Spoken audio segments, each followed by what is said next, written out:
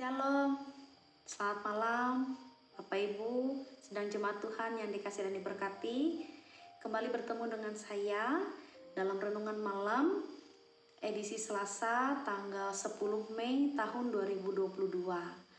Bersama pada hari ini kita akan merenungkan firman Tuhan.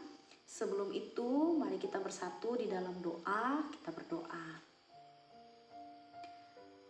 Sungguh kami bersyukur punya Allah seperti Engkau, Allah yang mengasihi, Allah yang tetap senantiasa menyertai dan memberkati kami sampai pada hari ini.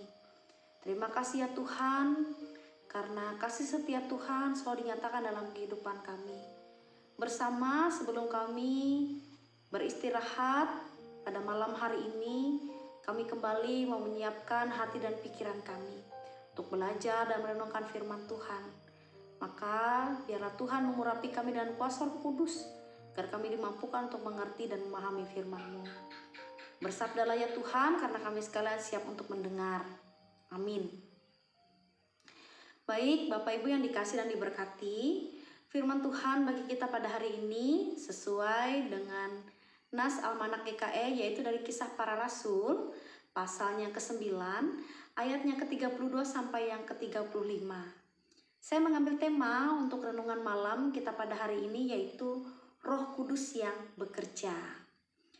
Nah, jemaat yang dikasihi Tuhan, setelah peristiwa penyaliban dan kematian Yesus, kemudian disusul dengan kebangkitan Yesus dari kematian, membuat kehidupan para murid berubah drastis. Awalnya, ketika Yesus ditangkap dan mendapatkan hukuman, yaitu harus disalibkan, itu membuat para murid menjadi takut. Siapa tahu mereka adalah orang yang selanjutnya yang akan mendapatkan hukuman. Seperti Petrus contohnya, dia menyangkal Yesus sebanyak 3 kali. Itu sebelum ayam berkokok. Namun, ketakutan itu berubah setelah kebangkitan dan Yesus menampakkan diri kepada murid-murid. Di mana ketika Yesus menampakkan dirinya yang bangkit kepada para murid mendapatkan semangat, kekuatan, penghiburan, dan juga Roh Kudus, yang mana nanti menolong mereka dalam pelayanan untuk melanjutkan tugas Yesus yang telah selesai di dunia ini.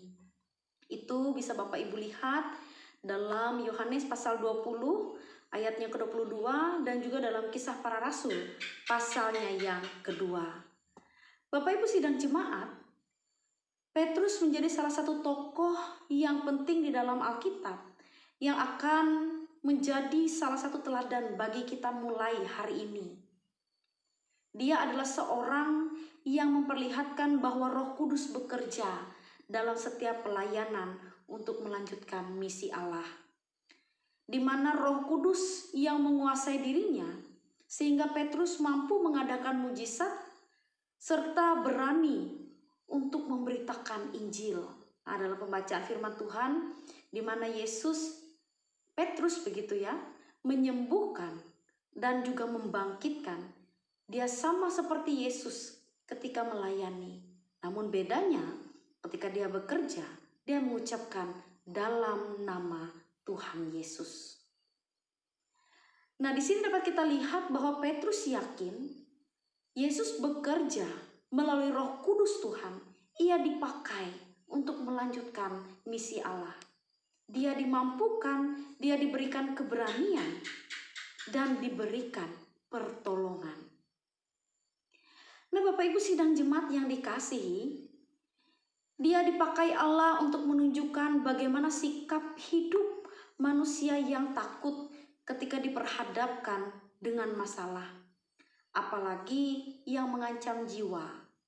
Namun Petrus juga dipakai untuk memperlihatkan bahwa Roh Kudus yang bekerja, yang memberi keberanian untuk berkata-kata, berani untuk menghadapi cobaan, tantangan, penganiayaan, sekalipun nyawa yang menjadi taruhan dalam melanjutkan pekerjaan Yesus. Maka dengan demikian Bapak Ibu sidang jemaat, firman Tuhan bagi kita pada malam hari ini kembali mengingatkan dan memberikan kita bahan untuk direnungkan. Peristiwa apa yang membuat kita merasa takut sampai pada hari ini? Dan kemudian, peristiwa apa juga yang membuat kita mengalami perubahan besar di dalam hidup ini? Mari kembali kita memeriksa diri kita kembali. Apakah Roh Kudus sudah ada di dalam hidup kita dan Ia bekerja? Sebagaimana yang dialami oleh Petrus, di dalam ketakutan, kekhawatiran, dia mendapat kekuatan yang baru dari Roh Kudus. Maka kita pun yakin bahwa dan percaya bahwa segala hal yang kita alami, yang kita lakukan, yang kita hadapi, kita kuat sampai hari ini. Itu bukan karena kuat dan hebat kita, tetapi karena Roh Kudus itu sudah bekerja, dan Roh Kudus yang menguasai dan menguatkan kita. Tuhan memberkati kita melalui firman-Nya. Amin. Mari kita berdoa. Terima kasih ya Tuhan atas firman-Mu yang kembali boleh diperdengarkan bagi kami. Terima kasih atas Roh Kudus Tuhan yang sudah memampukan kami sampai pada hari ini. Bagaimana kami hidup, bagaimana kami menjalani hari-hari kami, bagaimana kami terus menghadapi tantangan pergumulan hidup yang silih berganti. Tapi kami yakin dan percaya di atas semuanya itu, pertolongan, penyertaan Tuhan melalui Roh Kudus yang terus bersama dengan kami. Kami dikuatkan dan kami dimampukan.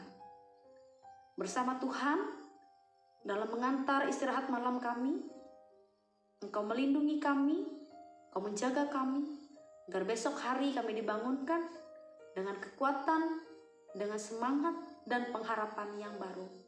Terima kasih Tuhan Yesus, di dalam Yesus Kristus kami berdoa. Amin.